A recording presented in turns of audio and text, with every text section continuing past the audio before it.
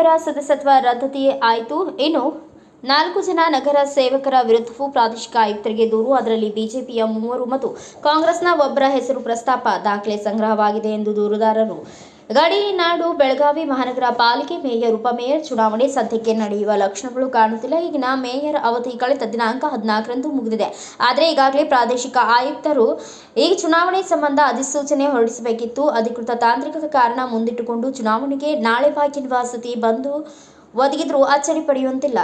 ಬೆಳಗಾವಿ ತಿನಿಸುಕಟ್ಟೆ ಪ್ರಕರಣಕ್ಕೆ ಸಂಬಂಧಿಸಿದಂತೆ ಪ್ರಾದೇಶಿಕ ಆಯುಕ್ತರು ತಮ್ಮ ನ್ಯಾಯಾಲಯದಲ್ಲಿ ವಿಚಾರಣೆ ನಡೆಸಿ ನಗರ ಸೇವಕರಾದ ಜಯಂತ್ ಜಾಧವ್ ಮತ್ತು ಮಂಗೇಶ್ ಪವಾರ್ ಅವರ ಸದಸ್ಯತ್ವ ರದ್ದು ಮಾಡಿ ಆದೇಶ ಹೊರಡಿಸಿದ್ರು. ಈ ಆದೇಶ ಪ್ರಶ್ನಿಸಿ ಇಬ್ಬರು ನಗರ ಸೇವಕರು ಹೈಕೋರ್ಟ್ ಮೆಟ್ಟಿಲು ಹತ್ತಿದ್ರು. ಆದರೆ ಕೋರ್ಟ್ ಪ್ರಾದೇಶಿಕ ಆಯುಕ್ತರ ಆದೇಶವನ್ನ ಎತ್ತಿ ಹಿಡಿದಿತ್ತು. ಬದಲಾಗಿ ಪರಿಹಾರಕ್ಕಾಗಿ ಸರ್ಕಾರವನ್ನ ಸಂಪರ್ಕಿಸಲು ಸೂಚನೆ ಕೊಟ್ಟಿತ್ತು. ಈಗ ಬೆಳಗಾವಿ ಮಹಾನಗರ ಪಾಲಿಕೆಯವರು ಈ ಇಬ್ಬರ ಸದಸ್ಯತ್ವ ರದ್ದತಿ ಜೊತೆಗೆ ಮೇಯರ್ ಚುನಾವಣೆಗೆ ಮತದಾರರ ಪಟ್ಟಿಯಲ್ಲಿ ಇವರ ಹೆಸರನ್ನ ಕಡಿತ ಮಾಡಿ ಪ್ರಾದೇಶಿಕ ಆಯುಕ್ತರಿಗೆ ಪತ್ರ ಬರೆದಿದ್ದಾರೆ.